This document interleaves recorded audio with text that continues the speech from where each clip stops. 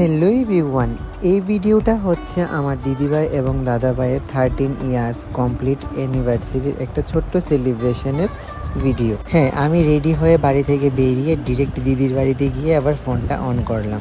গিয়ে দেখলাম দিদির ফ্যামিলি গেস্টরাও আসতে শুরু হয়ে গেল। আর এই মেয়েটাকে তোমরা আমার অনেক ভিডিওতে দেখেছো। ও একজন প্রফেশনালি মেকআপ আর্টিস্ট, খুব ভালো মেকআপ করে। হ্যাঁ, তিনি হলেন আমার বেস্ট ফ্রেন্ড, আমার বোন, যা খুশি তা বলতে পারো, কারণ আমাদের ফ্যামিলি মেম্বার। আর ওই দিদিকে সাজাবে। যাই হোক, কথা বলতে বলতে তোমাদের সাথে দিদির অ্যানিভার্সারি সেলিব্রেশনের ছোট্ট প্যান্ডেলটাও তোমাদের সাথে শেয়ার করে নিলাম। তো কেমন লাগলো একটু বলো তো। আমি গিয়ে সব কিছুই দেখছিলাম, কিভাবে কি হচ্ছে, কোথায় কি রান্না হচ্ছে। হ্যাঁ, এই রান্নার আন্টিও রান্নাও চাপিয়ে দিল, কারণ সন্ধে প্রায় হয়েই গিয়েছিল। তারপর সব কিছু সেরে আমিও চট করে রেডি হয়ে গেলাম। তার মধ্যে চলে এলো আমার মামাতো বোন।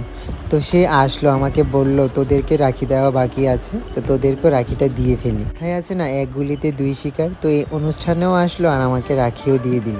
এই করতে করতে আমরা ভাই বোনরা গিফট ছাড়াই রাখি নিয়ে নিলাম। তো এটাই হাসাহাসি করছি। দিদিকে রেডি করিয়ে মেকআপ আর্টিস্ট তখন নিজেও রেডি হয়ে গেল।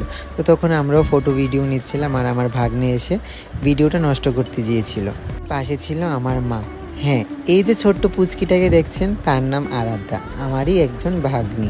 অনুষ্ঠান বাড়িতে স্টার্টারে ছিল পকোড়া, আর ও পকোড়া খাচ্ছিল আর লাইক দেখাচ্ছিল সবাইকে। তারপর অনুষ্ঠানের মূল পর্ব শুরু হতে যাচ্ছিল। তো আর এই দিদির জুয়েলারিগুলো দায়িত্ব ছিল আমার কাছে। তখন দিদি বলল এইগুলো নিয়ে আর কেকটাকে নিয়ে যেখানে কেক কাটবে সেখানে রাখতে। তো রাখলাম ওখানে নিয়ে, আর ফটো ভিডিও কিছুটা করে নিলাম। আর এই অনুষ্ঠানে ছিল আমার ফ্যামিলি মেম্বার, দিদির শ্বশুরবাড়ির ফ্যামিলি মেম্বার, দাদাভাইয়ের বন্ধু বান্ধবী সবাই। হ্যাঁ, তার মধ্যে দাদাভাইয়ের ফ্রেন্ডের বউরা বলেছিল তারা নাকি আমার ভিডিও দেখে, অনেকটাই ভালো লাগে নাকি আমার ভিডিও, প্রত্যেকটা ভিডিও দেখে।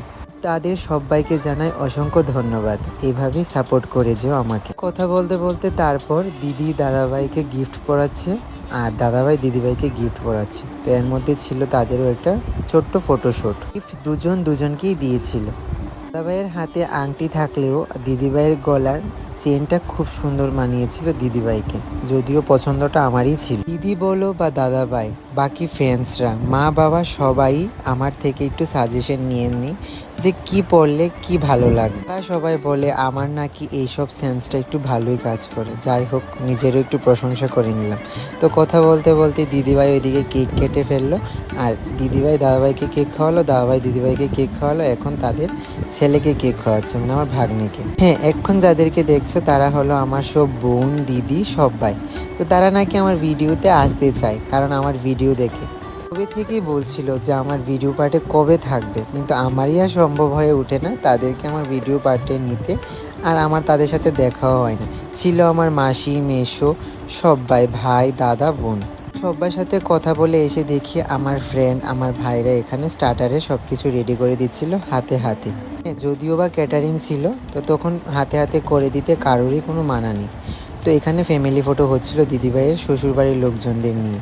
ফ্যামিলি ফটো শ্যুট করে অনুষ্ঠানটা প্রায় শেষ হলো। রাত্র তখন 3টে নাগাদ বাজে।